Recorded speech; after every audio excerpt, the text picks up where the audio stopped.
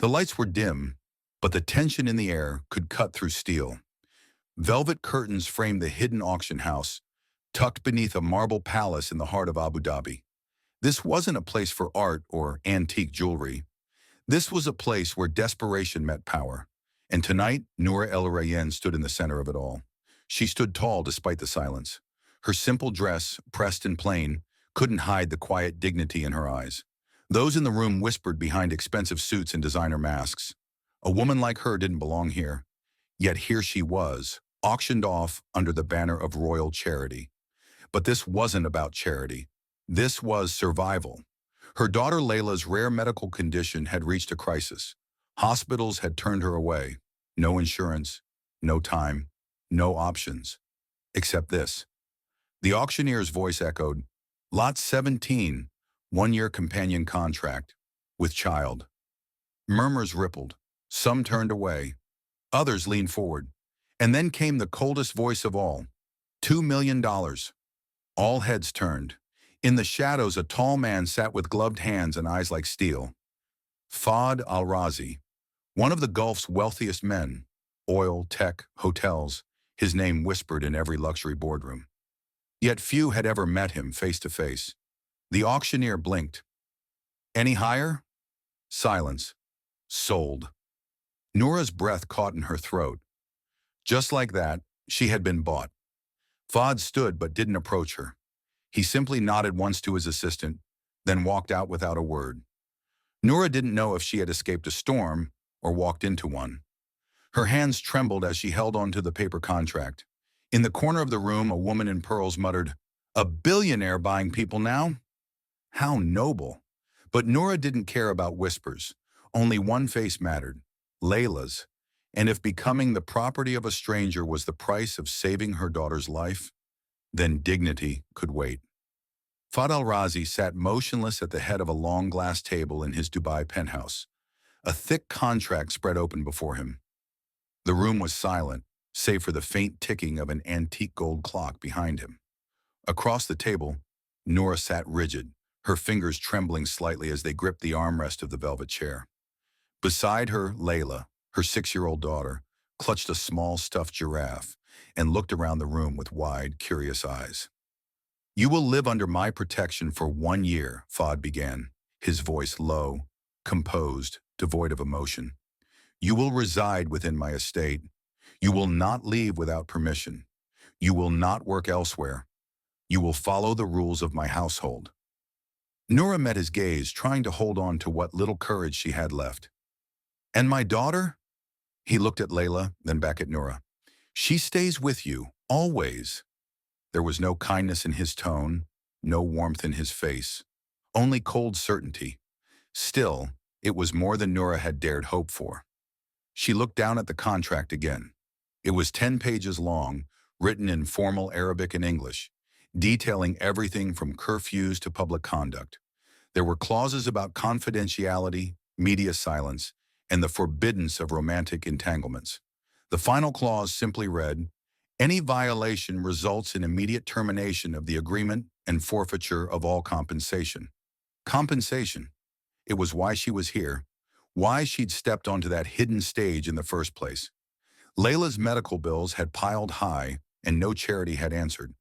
But this man, this stranger, had bid on her like she was an antique vase, and now she was under contract. "You may read it in full," he said. "Take your time." She looked up sharply. "You don't expect me to smile while signing my life away, do you?" He didn't react. "I don't expect anything from you, Miss El Rayyan, except obedience." That word stung. Still, she bit her tongue and took a deep breath. She began scanning the pages. Her eyes caught the amount, enough to pay the hospital, cover Layla's schooling, and maybe, just maybe, build a life when this was over. A servant arrived with mint tea and placed it between them. Fahd didn't touch his. Noura did, if only to steady her hands. When she reached the end, her signature line awaited her. She paused, glanced at Layla, who was now playing with the edge of the tablecloth, humming softly to herself. "You swear she'll be safe? That she'll be treated well?" Fahd gave a small nod. "She will be under my protection." It wasn't love, it wasn't compassion, but it was security. For a year. Noura signed, and so began the contract that would change not just her life, but the legacy of a forgotten bloodline. That evening, as the desert wind whispered through the open corridors of the palace, Fahd stood alone in his private study, watching the sunset bleed into the horizon. Behind the sharp jawline and stoic posture was a man lost in thought. The arrival of Noura and her daughter had stirred something he hadn't allowed himself to feel in years. On his desk sat an old photograph, sepia-toned, the edges frayed. It was of his mother Amina, taken decades ago in a refugee camp outside Jeddah. She looked tired but proud, holding a baby wrapped in a rough wool blanket. Fahd. He had studied this photo 1,000 times before, but tonight, for the first time, he looked at it differently. Noura's eyes reminded him of hers, not just in color but in depth, in sorrow, in strength. Amjad entered quietly, placing a tray of dates and strong Arabic coffee on the table. He paused when he noticed the photograph. "You haven't looked at that in years," he said gently. Fahd didn't answer right away. "She had nothing," he murmured, "and yet she carried herself like a queen." "She would have liked Noura," Amjad said. Fahd's gaze hardened. "She would have warned me not to feel anything at all." That night, Layla wandered into the courtyard chasing a lizard, her laughter echoing off the stone walls. Noura followed behind her, more relaxed than she'd been since arriving. Fahd watched them from a distance, unseen, as the girl collapsed into the grass and Noura scooped her up. Her face in that moment, half shadow, half moonlight, was radiant. He didn't understand why he kept watching them, why his days began to revolve around the sound of Layla's feet pattering through the halls, why he asked the staff to prepare Noura's favorite dishes from the Levant, why silence felt louder when she wasn't in the room. And then one morning he passed her in the garden. A simple moment. She looked up, nodded, and said, "Good morning." He said nothing, just nodded back. But the silence between them felt familiar now, like an echo from something unfinished.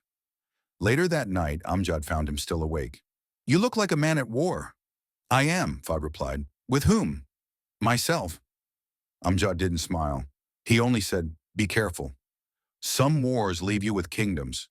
Others leave you with nothing at all." Fahd didn't sleep that night. Instead, he read his mother's journal, hidden in a locked drawer since her death. A page caught his attention. "If my son ever falls for a woman with no crown, no family name, no land, he must remember dignity is worth more than gold, and grief will find him if he tries to buy love." He closed the book, and for a long moment let the words settle, because he hadn't bought Noura's love, but he was starting to fear he might lose it before ever earning it. The car glided through the endless dunes like a black mirage, its polished frame reflecting the golden stretch of desert. Layla's nose was pressed against the tinted window. Eyes wide as palm trees and stone archways rose from the sand like a dream. "Mama, is this where we're going to live?" she whispered. Noura didn't answer. Her fingers were curled tightly in her lap. Every mile they traveled deeper into this isolated world made her heart beat louder. The silence inside the vehicle felt heavier than the desert sun outside. Fahd sat across from them, unreadable behind his sunglasses, saying nothing. As far as he was concerned, this was just a transaction, a contract fulfilled. But for Noura, it was the edge of the world. When they passed through the towering wrought iron gates of the Al-Razi estate, she almost gasped. The palace wasn't what she expected. It wasn't dripping in gold or screaming wealth. It was quiet, ancient, a blend of Islamic design and modern restraint. White domes glowed in the sun. Long courtyards stretched with marble fountains shaped like desert lilies. There was peace here, and something unspoken beneath it. Layla jumped out the moment the door opened. "It's so big," she squealed, running across a mosaic-tiled path with stars and moons under her feet. Servants bowed respectfully as she passed. The child didn't understand what was happening. Not really. To her, this was just a new adventure. But Noura stood still. She scanned the perimeter, every arch, every silent guard. She knew what this place really was. A gilded cage. Beautiful, yes, but still a cage. Fahd finally stepped out. "You'll stay in the East Wing," he said flatly, not looking at her. "It has 2 bedrooms, one for your daughter." Then he walked off, already done speaking. A woman in a slate-gray dress approached Noura and offered a polite bow. "I'm Nadia," she said. "I'll assist you with whatever you need. Please follow me." As they entered the palace, Noura felt the cool air wrap around her like an unfamiliar embrace. The hallway ceilings arched high, like a cathedral. Ornate calligraphy etched the walls, verses about fate, trials, and silent strength. Their suite overlooked the dunes. The walls were ivory and soft blush, the fabrics imported silk. But Noura noticed something strange. No mirrors. Not a single one. Only soft lights and quiet. Layla had already begun to jump on the bed, laughing. "Mama, it's like a hotel," she grinned. Noura forced a smile and tucked a loose curl behind her daughter's ear. "Yes," she whispered, "but we're not guests." That night, after Layla fell asleep, curled into the thick blankets, Noura stepped onto the small terrace. The desert stretched forever, silver under the moonlight. Somewhere in the distance, a jackal cried, and then, behind her, soft footsteps. She turned. It was Fahd. He didn't speak. He simply looked at her. No expression, no explanation. Just the weight of unspoken questions hanging in the air. He studied her posture, her quiet defiance, the way she didn't flinch under his gaze. For the first time, he noticed. She was not fragile, just tired. Noura didn't speak either. She turned her back to him and looked out again. And maybe that was what intrigued him most. Fahd Al-Razi didn't sleep much. He never had.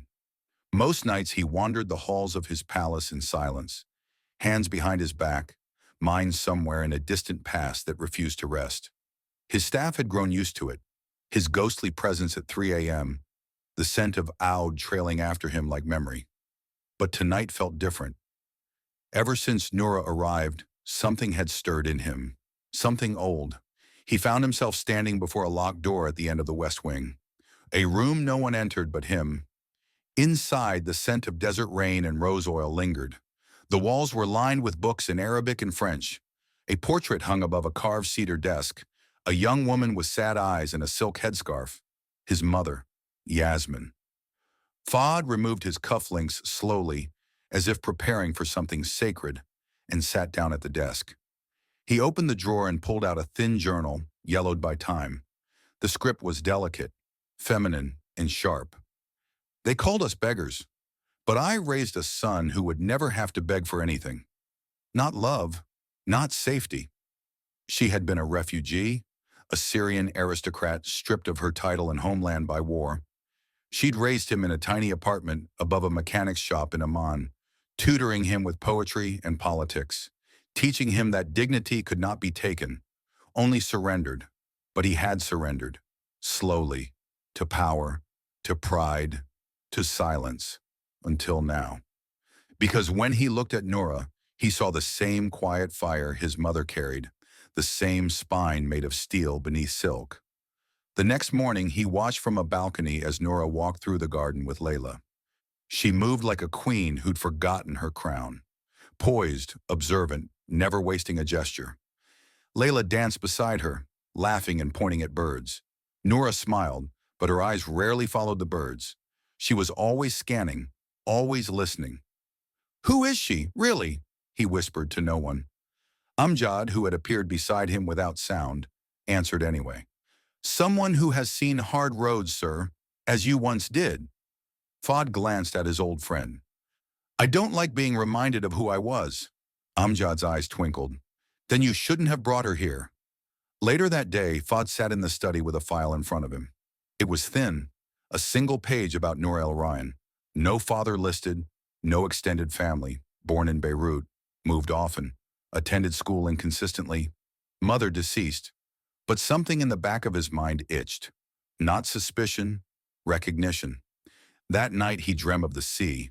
He saw his mother standing by the water, holding a child, not him, a girl, dressed in white, wearing a necklace with a strange symbol. He woke up before he could ask her name, and for the first time in years, Fahd Al-Razi didn't begin the morning with business. He stood by the window, watching the sun spill over the dunes, and wondered what the sand might remember. Fahd rarely noticed details. In his world, symbols came stamped in wax or printed on banknotes. Things of value were obvious, declared. But that morning, as Layla sat cross-legged on a silk rug, drawing birds in crayon, something caught his eye. Not her laughter, not the tilt of her head, though both were charming. It was the glint of metal around her neck. A pendant, old, oval-shaped. The chain was thin, worn with age. But the crest etched into the charm stopped him cold. Two swords crossed beneath a crescent moon, wrapped in olive branches. He stepped closer, slowly. "Where did you get that necklace?" he asked softly, unsure if he expected an answer. Layla looked up. "It was my mama's, but she said it used to belong to her mama, so now it's mine." She beamed, but Fahd didn't smile. He crouched beside her and stared at the pendant like it was a ghost. "Can I hold it for a moment?" Layla hesitated. Then, trusting, she lifted it over her head and placed it gently in his palm. It was heavier than it looked. The weight of memory, maybe. He'd seen this symbol before. Not in Dubai, not even in the Gulf, but in Paris, years ago, while meeting a now-forgotten diplomat. They'd toured an underground gallery beneath a crumbling French chateau. There, in a glass case, were the crests of forgotten monarchies. House Duval. The name had meant little then, but the symbol, it was exactly the same. Back in the present, Fahd stood slowly. The pendant hung from his fingers like a question. "Did your mother ever tell you where her mother was from?"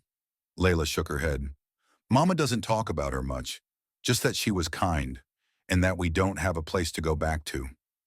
Fahd nodded. "You can keep it safe, okay?" Layla took it from him gently. "Always." That evening, Fahd sat in the study, the scent of jasmine drifting in from the open terrace. Amjad entered with 2 glasses of tea, but Fahd didn't touch his. He was staring at a page he had printed from an archived document, a royal registry. "There was a Nour El Duval," Fahd said quietly, "the youngest granddaughter. Disappeared during the civil unrest in Marseille. Never found. Rumored to have fled to Lebanon with a local physician." Amjad raised a brow. "And you think Noura—" "I don't know what I think," Fahd replied, "but I've learned to trust the signs." He thought of the way Noura carried herself, the stillness in her anger, the dignity in her silence. She didn't wear royalty like a crown, but like breath, unspoken, constant. Later that night, while the palace slept, Fahd stood in the hallway outside Noura's chamber. He didn't knock, just lingered, hand on the wall, listening to the faint sound of Layla's laughter and Noura's voice reading an old fable. And he wondered, not for the first time, if he had purchased something far more valuable than he ever intended or deserved. Fahd Al-Razi sat alone in the study, the pendant resting on a velvet cloth before him, illuminated by the low golden light of a desk lamp. He had pulled every resource he could access. Amjad had worked silently and swiftly, and now, staring at the seal on the antique charm, there was no denying it. This was the insignia of the Duval dynasty, a line of French royalty thought to be extinguished decades ago. The crescent moon, the swords, the olive branches, everything matched the official Duval records tucked in the archive vaults of southern France. And yet, the pendant hadn't been preserved in a glass case or displayed behind bulletproof glass in a museum. It had been worn casually by a 6-year-old girl while coloring on a rug. Fahd exhaled slowly, his brow furrowed. "What are you hiding, Noura?" he murmured. In the days that followed, his gaze shifted subtly whenever he looked at her, at the way she carried herself, not with arrogance, but with composure. The way she avoided eye contact when spoken to, not from shame, but as if choosing her moments. Her voice didn't tremble. Her silences were deliberate, regal. Amjad noticed the shift, too. "You're looking at her differently," he said over breakfast, watching Fahd stare out the window. "I'm seeing her," Fahd replied, "truly, for the first time." Layla continued to wear the pendant, unaware of its weight. One morning, Fahd gently asked Noura, "That necklace your daughter wears, where is it from?" Noura didn't blink. "It was my mother," she said. "She gave it to me when I turned 10. I've worn it ever since, until Layla was old enough." Fahd studied her. "Did your mother ever tell you where she got it?" "She said it belonged to her grandmother, but the rest was always vague. She avoided the past, said it was too painful to look back. Fahd nodded, then let the silence settle. But inside him, gears were turning. Was it possible Noura didn't even know who she was? That night he returned to the archives Amjad had printed and found an old black and white photo of Queen Margot Duval, taken before the dynasty's collapse. At her side stood a little girl, Nour. Big eyes, wavy dark hair, a solemn expression. He stared at it for a long time. Not just the girl's face, but the pendant on her neck. The exact one Layla wore now. If Noura was truly the missing Nour of Duval, she was not just some stranger he had rescued in a moment of cold-hearted generosity. She was the heir to a forgotten throne, royalty disguised in modesty, and for the first time in years, Fahd felt something like fear, not because of what he'd discovered, but because he didn't yet know what it would mean to her, or to him. Amjad had served the Al-Razi family for over 4 decades. He had traveled with Fahd's father across continents, negotiated delicate business in palace halls and underground boardrooms alike. But this investigation, this quiet search through dusty archives and encrypted registries, felt different, personal. It began with a phone call. A retired scribe in Marseille owed Amjad a favor from years ago. When Amjad sent the scanned copy of Noura's birth certificate, the man promised to run it through regional birth registries. Hours later, the response came back. No such child registered under that name. Document is a replica, possibly doctored. Amjad said nothing to Fahd. Not yet. Instead, he began pulling strings through consulates and academic archives. He traced what little trail existed of Noura's early life, a hospital that had burned down in Beirut, a priest who had passed away years ago, a mother whose grave lay in an unmarked cemetery outside Lyon. And everywhere, the same conclusion. Official records were missing. Scrubbed. One afternoon, while Noura and Layla were in the garden, Amjad approached the palace librarian. "Do we still have that box of unsorted French correspondences from the old diplomacy wing?" he asked. An hour later, he was deep in yellowing letters and fragile documents when he found it, an envelope addressed to Madame Hélène Duval. The handwriting was feminine, Arabic. Inside, a letter, short, emotional, and written in a language only a mother would use. "I named her Noura because she brings me light. I do not know if this letter will ever reach you, but I had to try. She is your blood, and one day perhaps the world will be ready for her to shine." There was no return address, but Amjad had seen enough. That night he stood outside Fahd's study door, letter in hand, uncertainty pressing down on his usually unshakable calm. When Fahd looked up from his desk, Amjad simply said, "I think we have a problem, or perhaps a revelation." He placed the forged birth certificate beside the letter on the desk. Fahd leaned forward, reading in silence. Then he whispered, "Someone went to great lengths to hide her." Amjad nodded, "Which means she is either very dangerous or very precious." Fahd's eyes flicked to the window, where in the far distance he could just make out Layla chasing a butterfly in the garden. Noura sat nearby, reading a worn book, her feet tucked under her in the grass. "This changes everything," Fahd murmured. But neither of them knew yet how much. It began with a book, an old faded novel tucked away in the bottom drawer of Noura's wardrobe. Layla had found it while playing hide-and-seek in their quarters. "Mama," she said, holding it up, "this has your name inside." Noura took the book gently, eyebrows furrowed. On the inner cover was a name written in careful cursive, "To Nour, my light in exile. Mama." Nour.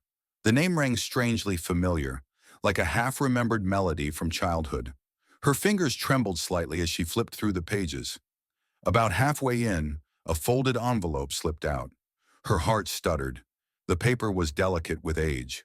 On the front, "To my daughter when she is ready." She unfolded it slowly. Her mother's handwriting, elegant, firm, and full of sorrow, filled the page. "My dearest Nour, if you are reading this, then you've reached the moment I always feared and prayed for in equal measure. The truth cannot stay buried forever. You were not meant for obscurity. You were born Nour of Duval, the last rightful descendant of the French royal house that once ruled in silence and exile. Your grandmother, Eileen, gave up her crown, but not her bloodline. We lived hidden not out of shame, but out of necessity.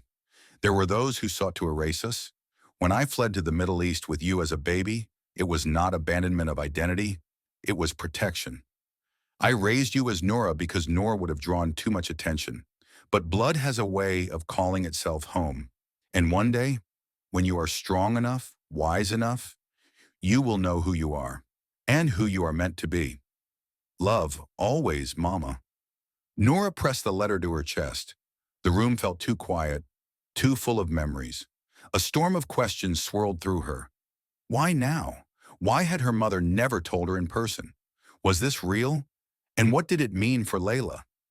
She paced the room, letter in hand, then turned to the mirror. Noor, she whispered. Noor of Duval. It felt foreign on her tongue, but not wrong. That night, while Layla slept curled against her side, Noura stayed awake reading the letter over and over. For the first time in years, she felt more than just a struggling mother trying to survive. She felt rooted, as if a lost part of herself had finally come home. When she closed her eyes, she didn't see fear or worry.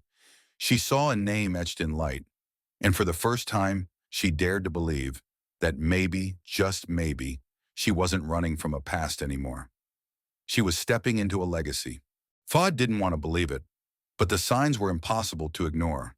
The pendant Layla wore, the name in the letter, the tone of Noura's voice when she said Noor, as if she'd always been that girl. Something ancient stirred in his mind.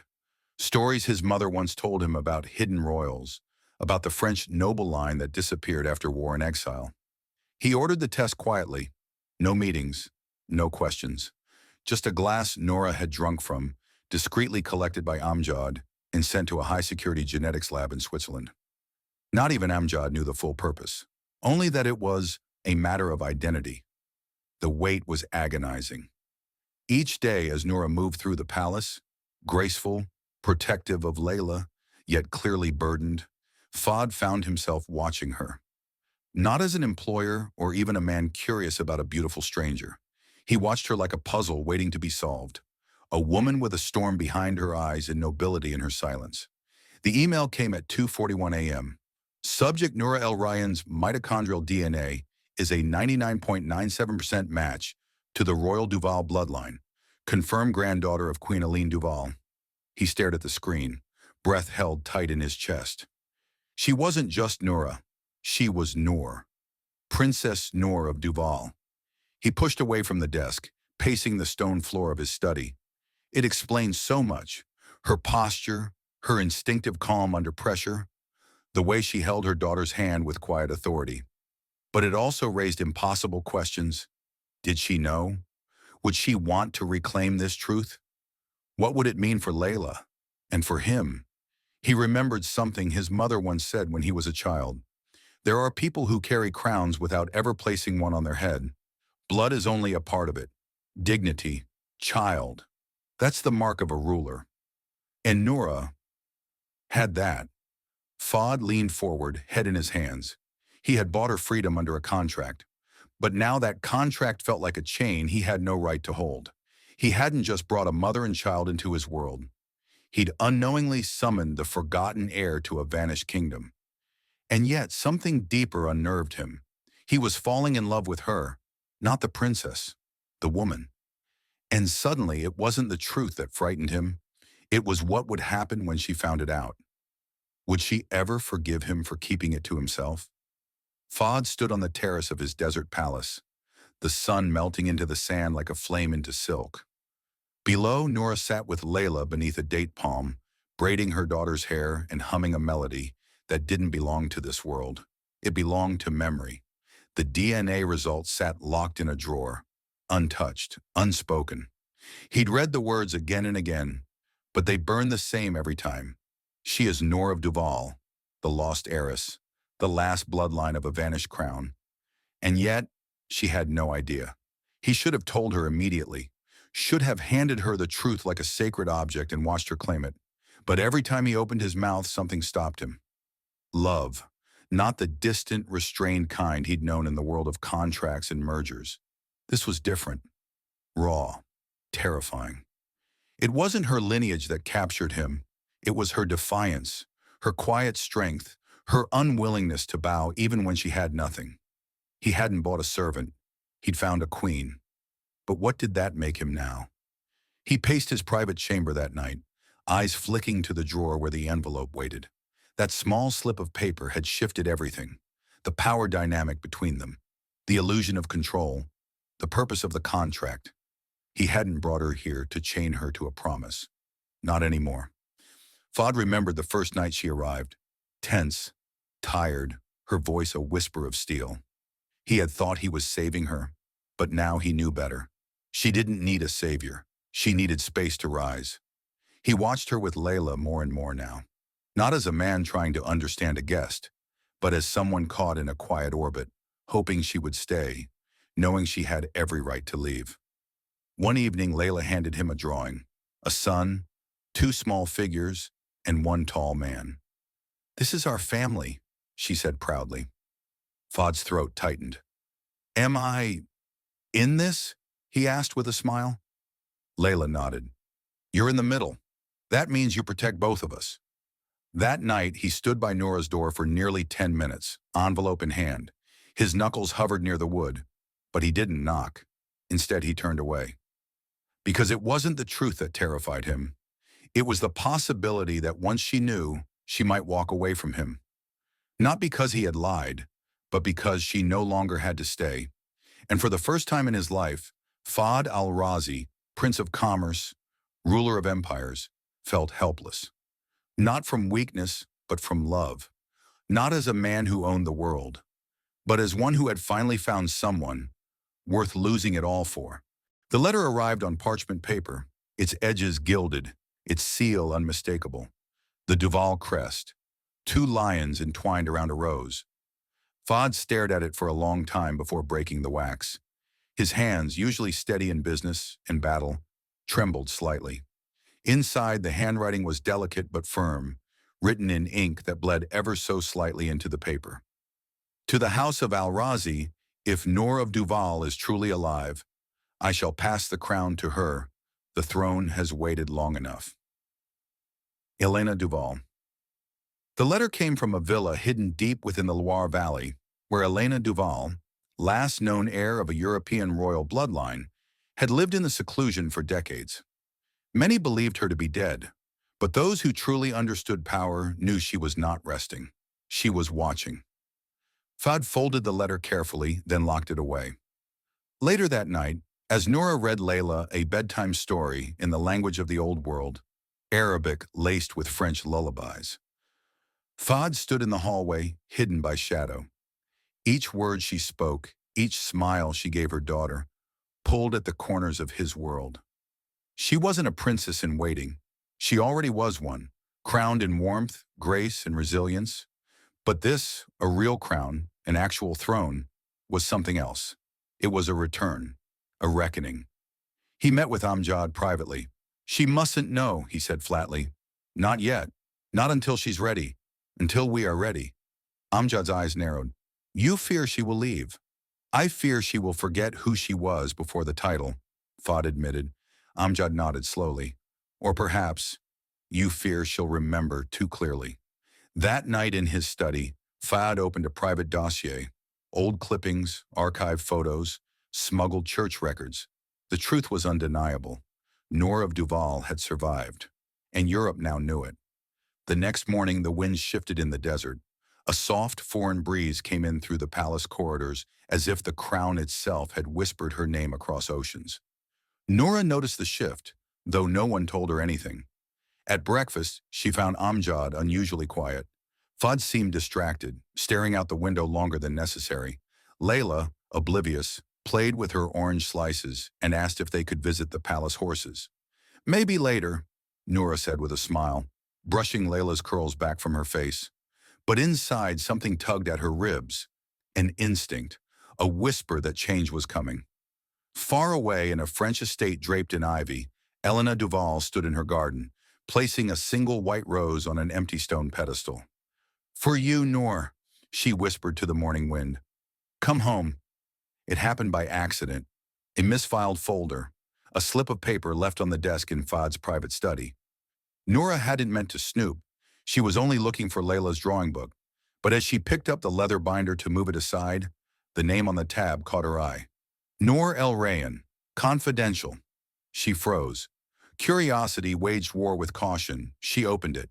Inside, birth certificates, orphanage records, hospital entries, her hospital entries, blood type, educational reports, even photos from when she was a teenager. Her private, invisible life, laid bare in ink and margins. At the very back was a DNA report. Duval. Her breath hitched. The room spun. When Fahd walked in moments later, she was standing in the middle of his study, clutching the folder, her face pale, her hands shaking. "You investigated me," she whispered. He stopped in his tracks. "Noura, you studied me like I was something you were planning to buy," she snapped, voice rising. "I had to know," he said carefully. "I suspected something bigger than either of us. I didn't want to hurt you." "You didn't want to hurt me?" She laughed, sharp and bitter. "You kept this from me. You let me walk around here like a guest in my own life. I was protecting you," he tried again, his voice strained. "This is more than just heritage. It's politics, power, danger. Don't say you were protecting me when what you really were doing was controlling me," she said coldly. The words stung more than she expected. Her entire body felt like it was vibrating. Years of being overlooked, handled, underestimated. Now this? "I'm not your project," she said. "I'm not a contract or a puzzle to solve." Fahd stepped forward. "You are not merchandise. You are not a transaction. But you are," his voice cracked slightly, "you are everything I didn't expect to find."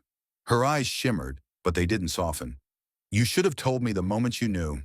That was my truth to carry, not yours to lock away." She walked past him without another word, clutching the folder to her chest like a wound.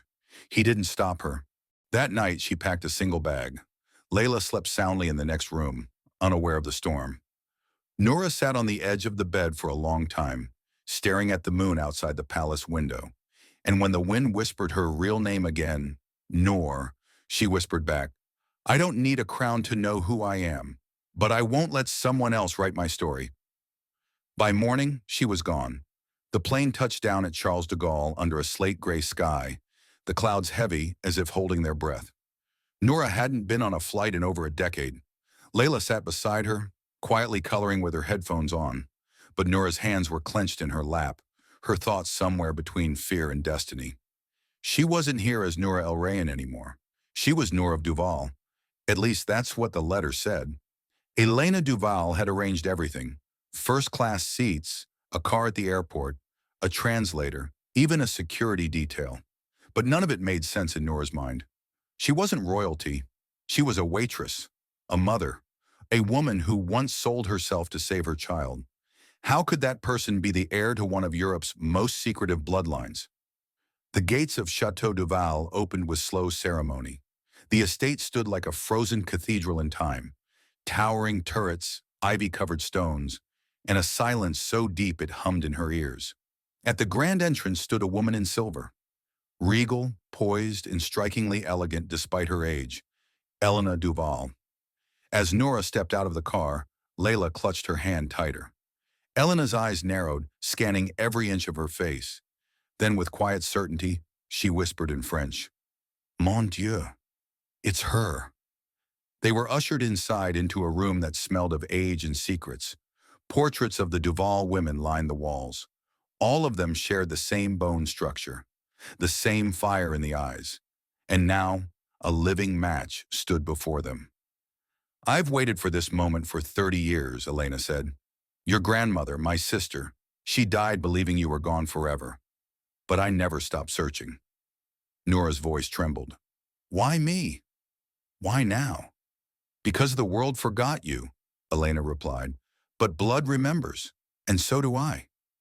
Elena brought out a small box.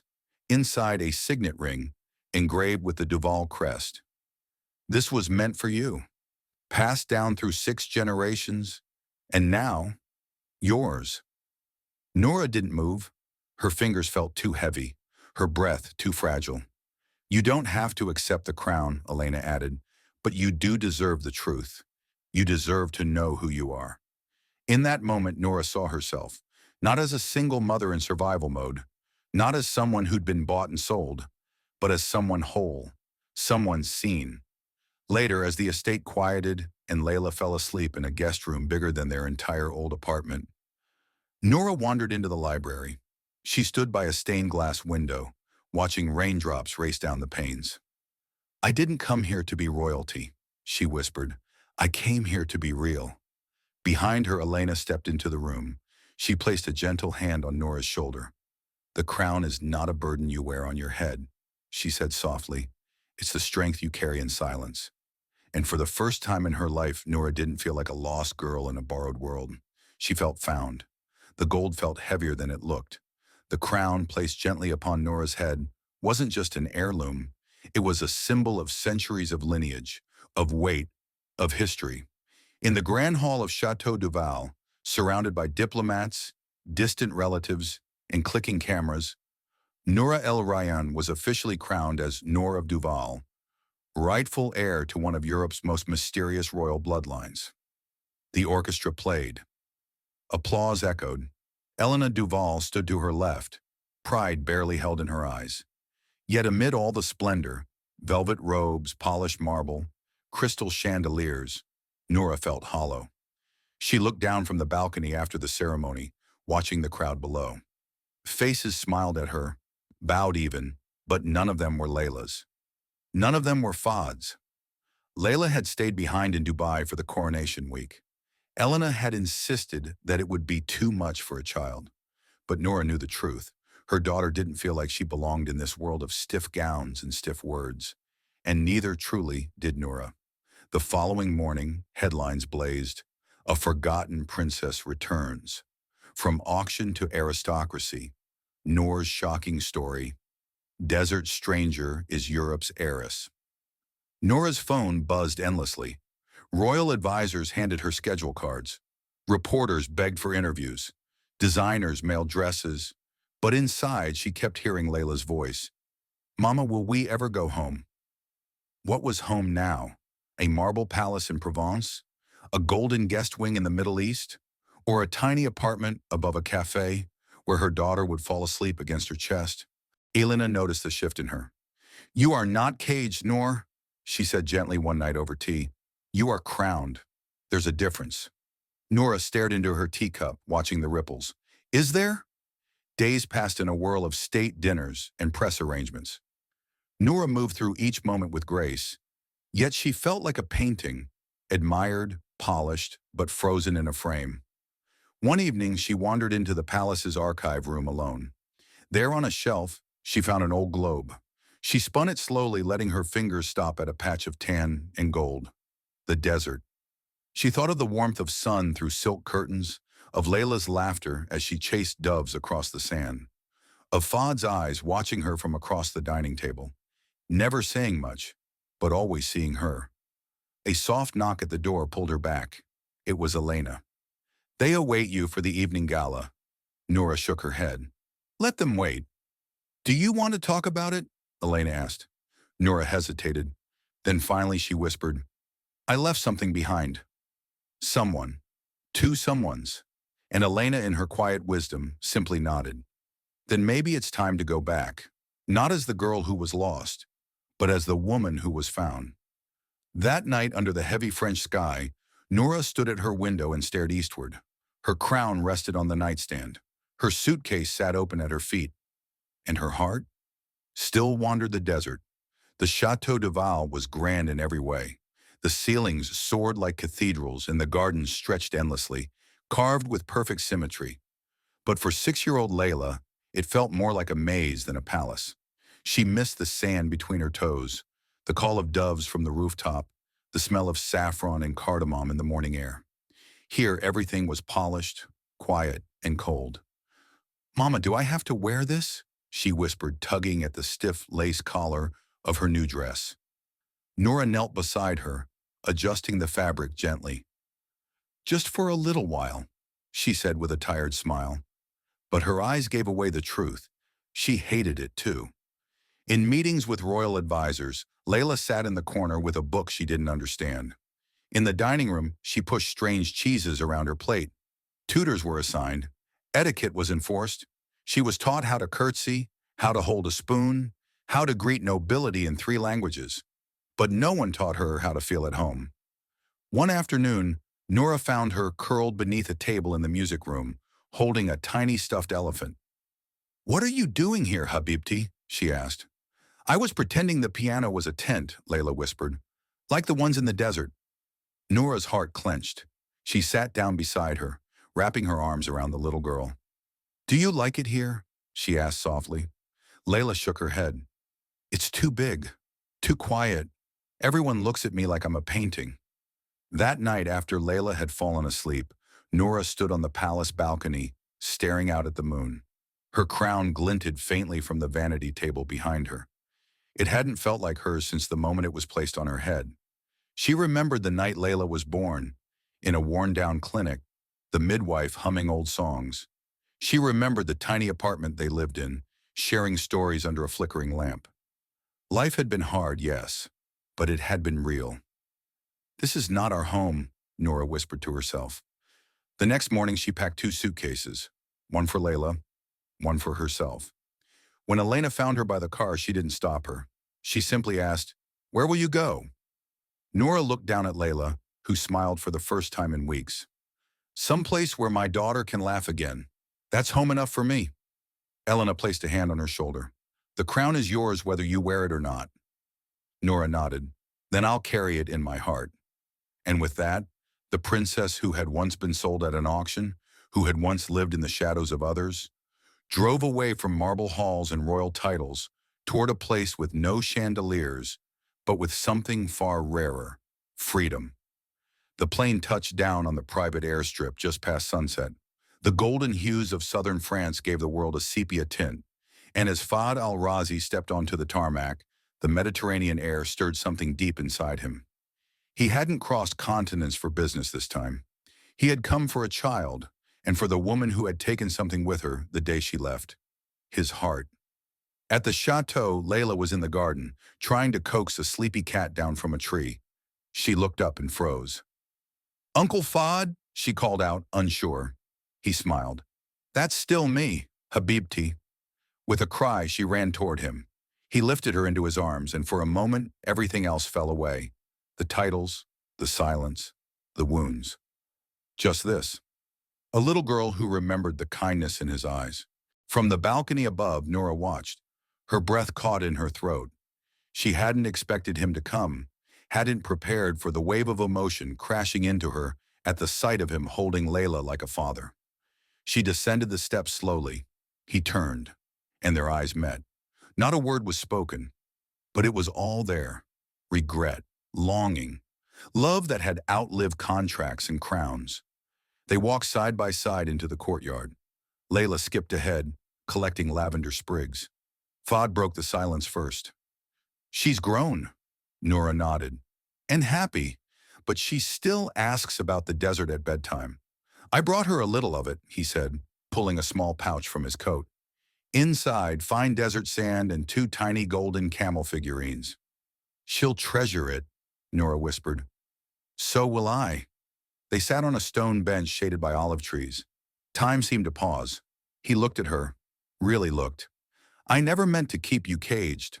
I thought, if I gave you safety, you'd choose to stay." She turned to him. "But I needed something else. I needed to choose on my own." "And now?" he asked gently. Noura didn't answer immediately. Instead, she watched Layla laugh with the wind in her hair. "Now, I know what I want." He nodded slowly. "Say it." "I want my daughter to have both worlds," she said. "The dignity of where she comes from, and the freedom to become anything she dreams of." Fahd reached into his jacket and pulled out a weathered piece of paper. "Then let's give her that world." She opened it. A deed, transferring a parcel of land near Dubai in her name. "You said this place wasn't your home, but maybe we can build one that is." Tears filled her eyes. "Fahd," he touched her hand. "Not as a prince, not as a man who once made mistakes. just as someone who still believes in you. She leaned into him, head resting on his shoulder. And I still believe in you. Above them, the sky shifted into stars, and for the first time in a long time, silence wasn't empty. It was full of promise. The villa in Provence was unusually quiet that morning. Noura stood by the window of her room, brushing Layla's hair as the child hummed a desert lullaby, the same one Amjad used to hum on quiet nights in the palace. Outside, the garden was in full bloom, but inside something still hung in the air. Unfinished business. Words unsaid. A weight not yet lifted. Fahd arrived just after sunrise, dressed simply, carrying a leather folder under his arm. He didn't speak when he entered. He only gave her a look, one of finality, of peace, and she followed him out into the courtyard, barefoot on the warm stone. He placed a small brazier on the ground and without a word opened the folder. Inside was the original contract, the paper that had bound Noura to him for 1 year, a document signed in desperation, shadowed by power and inequality. He held it up.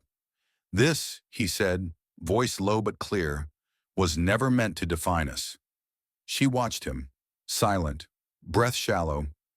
I thought I could protect you with control, he continued. I thought giving you safety meant taking away your choice. I was wrong. He struck a match and lit the edge of the paper. It caught quickly. The flames licked the corner, curling the text. Her name, his signature, the terms, all swallowed by fire. This ends the man who bought you, he said, watching it burn, and begins the one who chooses you, with nothing but his heart. Noura's lips trembled. You didn't have to do that. Yes, I did, he said, because I've seen who you really are, Noura of Duval, a woman no paper could ever claim. The fire crackled softly. Layla came outside, rubbing sleep from her eyes.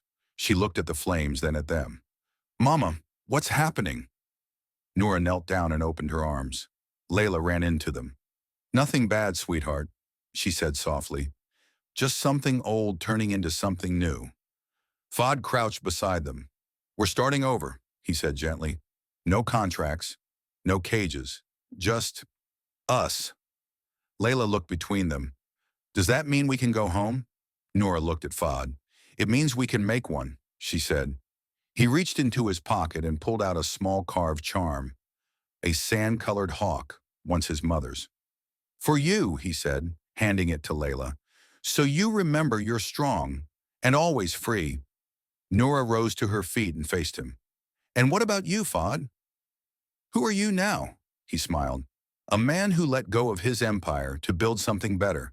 A man who chooses love, not legacy. The paper was gone. All that remained were soft ashes, dancing lightly in the morning breeze, like memories no longer needed. As they walked back toward the house side by side, Layla skipped ahead of them, already talking about the school they'd one day build. Noura slid her fingers into Fahd's. He held on tightly. Together, they were no longer master and servant, buyer and bought. They were equals, bound not by contracts but by the courage to choose one another again and again. The marble floors of Chateau Duval echoed beneath Noura's soft steps as she walked through the grand halls, her crown resting heavy in her hands, not on her head. Every corridor was gilded in gold, every painting a whisper of history, but none of it felt like home. Outside, diplomats gathered in carriages. Inside, the staff bowed as she passed. But Noura's gaze was distant. A crown may have adorned her, but it had never truly belonged to her soul. She had worn it for the lineage, for her mother's ghost, for Layla's future. Yet now she knew, power that erases peace isn't worth keeping. In her private chamber, she sat beside Elena Duval, frail, quiet, yet still regal. The older woman held her hand. You're the heir, Elena said, but that doesn't mean you're the prisoner. Noura nodded. I don't want to rule from behind walls. I want to teach my daughter that legacy isn't measured by titles, but by truth. Elena smiled softly. Then you'll be the first ruler of this bloodline to walk away with grace. Outside, a thunder of applause erupted, but Noura didn't turn to look. Instead, she knelt beside Layla, who was braiding her doll's hair by the fireplace. Sweetheart, she said gently, would you like to go somewhere warmer? Layla blinked up. Like the desert? Like the desert, Noura said, a smile tugging at her lips. She made the announcement the next day. Royal advisors protested. You can't just abdicate. France needs you. But she stood firm. France has many capable leaders. My daughter has only one mother.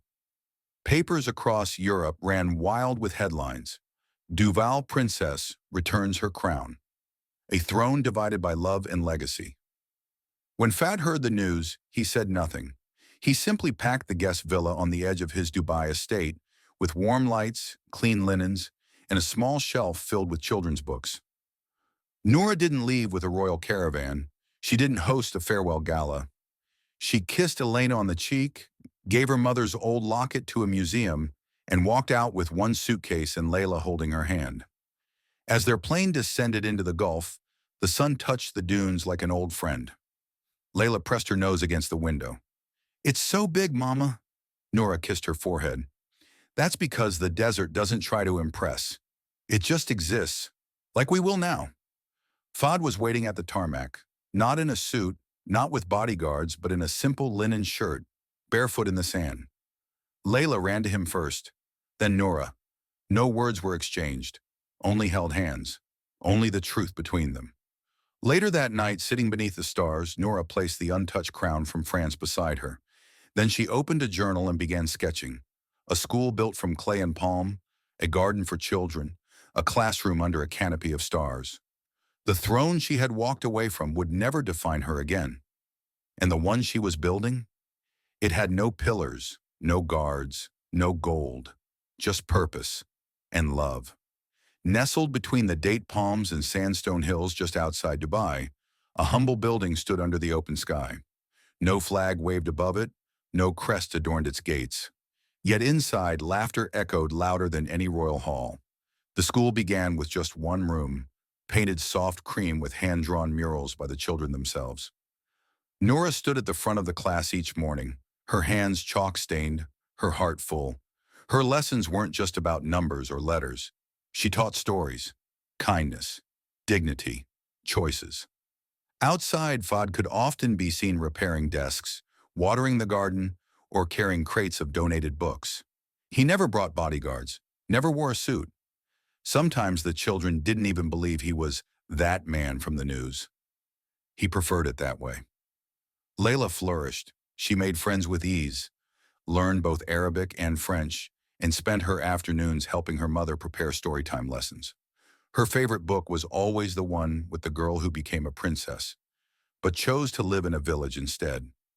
One evening after the students had gone home, Noura and Fahd sat together beneath the date trees. A gentle breeze rustled the leaves, and the call to prayer echoed from a distant minaret. You built this, Fahd said quietly, watching her. Noura smiled. We built this. It's not much, he added. But it's everything, she replied. He looked at her then, not like a man who had once purchased her at an auction, but like a man reborn by what he found when the deal ended. Sometimes donors came, trying to turn the school into a publicity project. Noura always declined. Let it grow by hands, not headlines, and she'd say.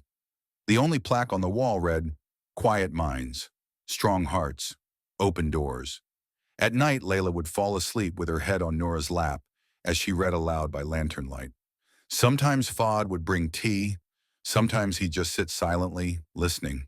They had no palace, no entourage, but they had a rhythm, a life unshaped by power or position. One day, a reporter visited and asked to interview the princess who disappeared. Noura politely declined. I was never a princess, she said. I'm just a mother, and this is my classroom. It was a warm spring morning when a curious little girl raised her hand during a class visit to the school. Her wide eyes blinked at Noura as she asked, Are you a real queen? The classroom fell silent. Even Layla, sitting in the front row, paused mid-sketch. Noura smiled gently and knelt beside the girl. No, she said softly, brushing a strand of hair from the girl's face. But my daughter, she is my kingdom. Layla's eyes welled up, and in that moment the room felt holy, not because of gold or crowns, but because of truth. Later that afternoon, Noura stood by the window of her modest home, watching Layla run barefoot across the courtyard with a kite trailing behind her. The string tangled, the paper bent, but her laugh carried through the wind like a hymn. Fahd approached quietly. He no longer wore tailored suits or carried the weight of empires on his shoulders. Just a light cotton shirt, a small satchel of books in hand, and an expression softened by peace. He stopped beside her. "You know," he said, "I once thought legacy was built with marble and iron." "And now?" Noura asked. He looked out at the girl with the bent kite and smiled. "Now I know it's made with chalk dust and crayon marks." They didn't speak for a while. Words weren't always needed between them. The silence they shared was different. It wasn't cold or distant. It was whole. As the sun dipped below the dunes, casting the village in a golden hue, they walked hand in hand toward the school for evening cleanup. The children had gone, but their energy lingered like sunlight on worn bookshelves. Inside the classroom, on the corner shelf, Layla had left a drawing. It showed her holding hands with her mother and Fahd. Above them, she had written in careful, blocky letters, "My family. My forever." Fahd stared at it for a long time, then turned to Noura. "There are still some who ask about the auction, about your name, about your bloodline." Noura reached up and touched his cheek. "Let them ask. I only answer to one title now." He raised an eyebrow. "Mom," she said with a smile. He laughed, an open, unguarded sound that still startled them both sometimes. Then, under the fading light of a painted sky, Fahd took her hand. Not to lead, not to claim, just to stay, forever.